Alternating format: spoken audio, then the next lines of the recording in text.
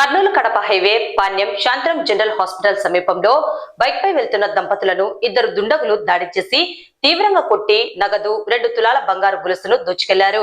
గాయపడిన వారికి శాంతరం హాస్పిటల్లో చికిత్స అందిస్తున్నారు.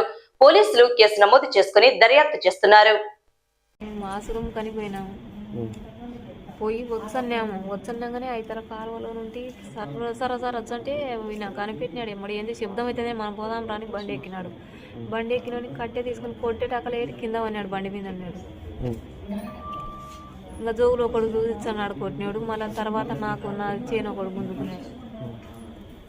బంగపోతున్నాడు.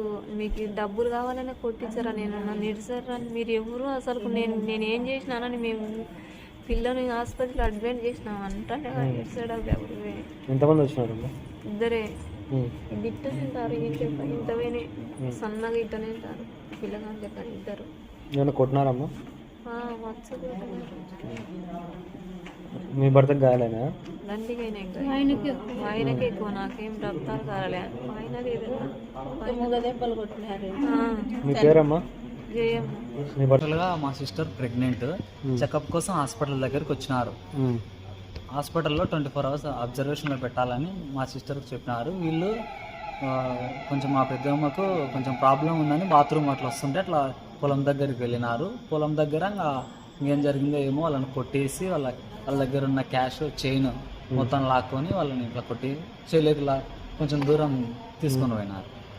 దాడి చేసిన వాళ్ళు అంత వాళ్ళు క్లారిటీ కనుక్కోలేకపోతున్నారు. వాళ్ళు మా పెద్దమ్మ వచ్చేసి వాళ్ళు హిందీ మాట్లాడినారని చెప్తున్నారు.